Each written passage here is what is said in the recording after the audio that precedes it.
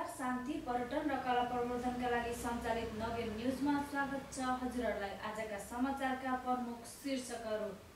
नेपाल बारले आज उच्च अदालतहरूमा विरोध सभा गर्दै देशका 18 वटै उच्च अदालत परिसरमा सभा गर्न निर्देशन। एमाले महाधिवेशन प्रतिनिधि बढ्यो, 1979 बाट बढेर 2327 पुग्यो। 25 ठाउँमा सेल्फी पोइन्ट र भिड निरीक्षण गर्न ड्रोनको प्रयोग। देउवाला टक्कर निधि प्यानलै बनाएर मैदानमा मतगणना स्थानमा गोली चल्यो। झडपमा प्रहरी सहित 7 जना घाइते। काशीका 3वटा निर्वाचन क्षेत्र मध्ये 2वटामा पौडेल पक्ष विजयी। प्रदेश नम्बर 1 बागमती र गण्डकी प्रदेशमा वर्षा तथा हिमपात हुने। आइन्स्टाइनको सापेक्षता सिद्धान्तको पाण्डुलिपि 1 करोड 30 लाख डलरमा निलाम बिक्री। इटालीमा अमेजन र एप्पल कम्पनीलाई 20 करोड युरो जरिवाना। राखेपका पूर्व उपाध्यक्ष शेर्पाको उपचारका क्रममा निधन। नमस्कार। शान्ति पर्यटन र कला प्रवर्धनका लागि सञ्चालित नगेन न्यूजमा स्वागत छ। हजुरहरूलाई आजका समाचारका प्रमुख शीर्षकहरू। नेपाल बारले आज उच्च अदालतहरूमा विरोध सभा गर्दै देशका 18 वटै उच्च अदालत परिसरमा सभा गर्न निर्देशन। एमाले महाधिवेशन प्रतिनिधि संख्या बढ्यो, 1979 बाट बढेर 2327 पुग्यो। 25 ठाउँमा सेल्फी पोइन्ट र भिड निरीक्षण गर्न ड्रोनको प्रयोग। देउवाला टक्कर दिँदै निधि प्यानलै बनाएर मैदानमा मतगणना स्थलमा गोली चल्यो। झडपमा प्रहरी सहित 7 जना घाइते। काशीका 3वटा निर्वाचन क्षेत्र मध्ये 2वटामा पौडेल पक्ष विजयी। प्रदेश नम्बर 1 बागमती र गण्डकी प्रदेशमा वर्षा तथा हिमपात हुने। आइन्स्टाइनको सापेक्षता सिद्धान्तको पाण्डुलिपि 1 करोड 30 लाख डलरमा निलाम बिक्री। इटालीमा अमेजन र एप्पल कम्पनीलाई 20 करोड युरो जरिवाना। राखेपका पूर्व अध्यक्ष शेर्पाको उपचारका क्रममा निधन। हाम्रो यस च्यानललाई सब्स्क्राइब, शेयर, लाइक, कमेन्ट र गरिदिन हुन हार्दिक अनुरोध गर्दछु। अब समाचार विस्तारमा। प्रधान न्यायाधीश चोलेन्द्र शमशेर राणाको राजीनामा माग गर्दै 1 महिनादेखि आन्दोलनमा रहेको नेपाल बार एसोसिएसनले आज उच्च अदालतहरूमा विरोध सभा गर्ने भएको छ। देशका 18 वटै उच्च अदालत रहेका स्थानमा विरोध प्रदर्शन र सभा गर्न बारले मातहतका इकाइहरूलाई निर्देशन दिएको छ। 18 वटै उच्च अदालतमा केन्द्रीय प्रतिनिधि पनि खटाइएको बार महासचिव लीलामणि पौडेलले एक विज्ञप्ति मार्फत जानकारी दिनुभएको छ। विरोध कार्यक्रम अनुसार बारको केन्द्रीय नेतृत्व भने पाटन उच्च अदालत परिसरमा हुने विरोध कार्यक्रममा सहभागी हुनेछ। नेकपा एमालेको 10औं महाधिवेशनमा प्रतिनिधि बढ्ने भएका छन्। एमाले सचिव योगेश भट्टराईको अनुसार एमालेको प्रतिनिधि संख्या बढेर 2327 पुग्ने भएको हो। हालसम्म केन्द्रीय कमिटी र केन्द्रीय निकायबाट हुने पदेन प्रतिनिधिको संख्या 238 जना रहेको छ। निर्वाचित प्रतिनिधि 1879 जना रहेका छन्। त्यसैगरी महोत्तरी रौतहट प्रदेश नम्बर 2 मजदुर प्रतिनिधि भूतपूर्व सैनिक गरी 67 जना प्रतिनिधि चयन हुन बाँकी रहेको छ। त्यस्तै कुल सदस्यको 5% मनोनित गर्दा 103 जना गरी महाधिवेशन हुनेछ। यसअघि एमालेको महाधिवेशन प्रतिनिधि 1979 जना हुने जनाएको थियो। केन्द्रीय कार्यालय सचिव शेरबहादुर तामाङले यो बीचका करिब 1.5 लाख सदस्य थपिएकाले प्रतिनिधि संख्या तोकिएको भन्दा बढी हुने बताउनु भएको छ। तामाङका अनुसार एमालेका संगठित सदस्य 8,55,453 जना पुगेका छन्। साथै नेकपा एमालेको 10औं महाधिवेशन नजिकिँदै गर्दा महाधिवेशन उद्घाटन स्थल नारायणी नदी किनारमा सहभागी हुन आउने पाहुनालाई फोटो खिच्नका लागि सेल्फी पोइन्ट निर्माणको काम तीव्र पारिएको छ। उद्घाटन स्थलमा 25 स्थानमा सेल्फी पोइन्ट निर्माणको काम सुरु भएको हो। एमाले केन्द्रीय सदस्य विनोद श्रेष्ठका अनुसार चितवनतर्फ 21 र गैडाकोटतर्फ 4 सेल्फी पोइन्ट रहनेछन्। त्यसको केही मिटरको फरकमा मजदुरले उचाल्दै गरेको पृथ्वी राखिनेछ। उहाँका अनुसार यी 2 स्थायी संरचना निर्माणका लागि करिब 5 लाख रुपियाँ खर्च हुने अनुमान गरिएको छ।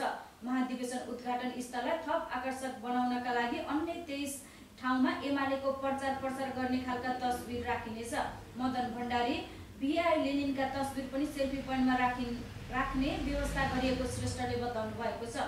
ट्रेड युनियन महासंघको नेतृत्वमा निर्माण हुन लागेको मजदुरले उचारेको पृथ्वीले संसार बनाउने मजदुरको सम्मान गर्नुपर्छ भन्ने सन्देश दिने उहाँको भनाइ छ। यसका लागि 4 लाख खर्च हुने अनुमान गरिएको छ। यस्तै एमालेको 10औं महाधिवेशनको लोगो पहिराले एमालेको झण्डा उठाएको प्रतिमा निर्माणका लागि 1 लाख रुपियाँ खर्च हुनेछ। यो फाइबर को बन्नेछ। नदी किनारमा स्थायी रूपमा राखिने यस्ता संरचनाले नदीको तट बन्द गर्नका लागि राज्यको ध्यान पुग्ने श्रेष्ठले बताउनु भएको छ।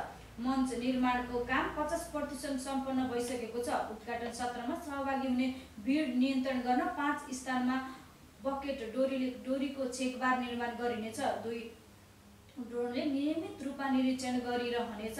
एमाले महाधिवेशन यही मङ्सिर 10 गतेदेखि 12 गतेसम्म चितवनमा हुँदैछ। सो महाधिवेशन उद्घाटन सत्रमा 5 लाख मानिसको सहभागिता रहने नेकपा एमाले जनाएको छ। उद्घाटन सत्र नारायणी नदी किनारमा र बन्द सत्र सौरामा गर्ने तय भएको छ। पार्टीको 14औं महाधिवेशन नजिकै गर्दा काङ्ग्रेस उपसभापति विमलेन्द्र निधि, प्रधानमन्त्री एवं पार्टी सभापति शेरबहादुर देउवाको पुरै साथ छाडेर पार्टी सभापतिका लागि अगाडि बढ्नु भएको छ। देउवाका निकै विश्वासपत्र मान्नुभएका निधि गत भदौ 11 गते काठमाडौँको बानेश्वर स्थित बानेश्वर बैंक्वेटमा सम्पर्क कार्यालय स्थापना गर्दै सभापतिको उम्मेदवार दिने घोषणा गर्नुभएको थियो। मङ्सिर 6 गते सोमबार निधिले आफू सभापतिमा उम्मेदवार बन्नुका 23 कारण खुलाउँदै देउवाको क्याम्प छाडेको स्पष्ट सङ्केत गर्नुभएको छ। मङ्सिर 24 गतेदेखि 27 गतेसम्म काठमाडौँमा हुने महाधिवेशनमा सभापति देउवाले सभापतिमा दोहोरिने आकांक्षा राखेको बेला निधिले पनि 23 कारण खुलाउँदै सभापतिमा दाबी गरेको काङ्ग्रेसमा तरङ्ग पैदा भएको छ।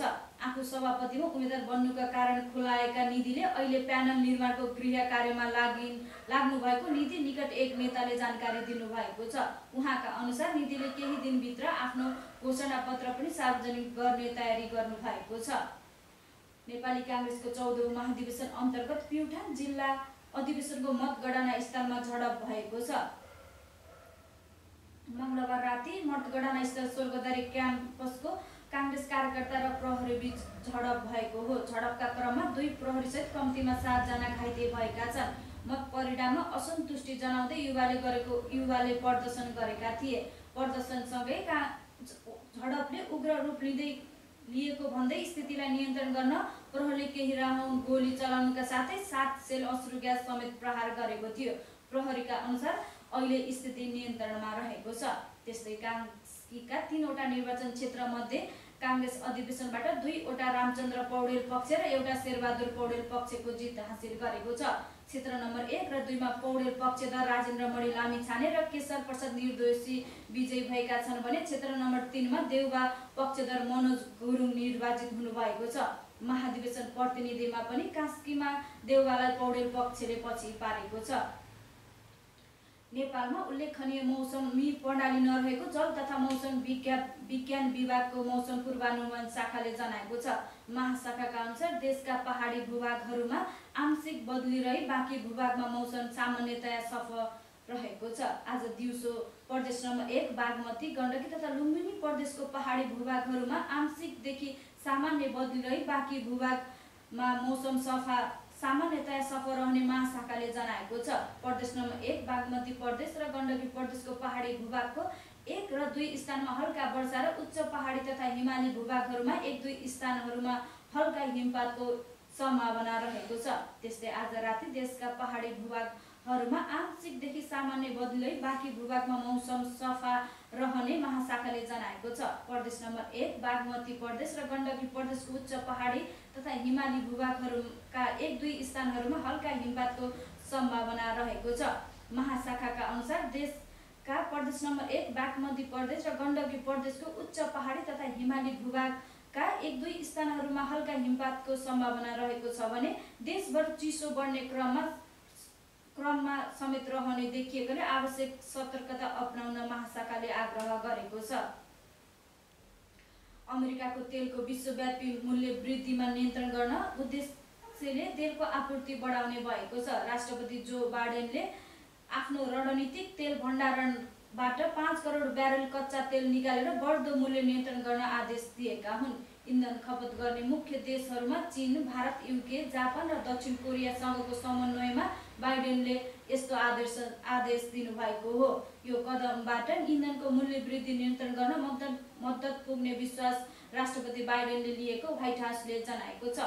उपभोक्ताले बढ्दो मूल्यका कारण ग्यास स्टेसनहरूमा पीडा महसुस गरेको भन्दै व्हाइट हाउसका प्रवक्ता आगामी डिसेम्बर मध्यसम्ममा उक्त मात्राको तेल निकालेपछि राहत मिल्ने बताएका छन्। थप हस्तक्षेप गर्नुपर्ने अवस्था आयो भने पनि अमेरिका त्यसका लागि तयार रहेको राष्ट्रपति बाइडेनको भनाइ छ। अमेरिकामा पेट्रोलको मूल्य प्रति ग्यालन $3.4 पुगेको छ भने जुन अघिल्लो वर्षको केही समयको दोब्बर हो। एक ग्यालनमा 4.5 लिटर भन्दा बढी मात्रा हुने गर्दछ। अमेरिकाले प्राकृतिक महामारी, राष्ट्रिय सुरक्षा लगायत ठूला आवश्यकताको बेला प्रयोग गर्ने गरी टेक्सस र लुजियाना राज्यमा आकस्मिक तेल भण्डार खडा गरेको थियो। सन् 1975 मा खडा गरिएको उक्त भण्डारमा 70 करोड ब्यारेल तेल भण्डारण रहेको अनुमान गरिन्छ।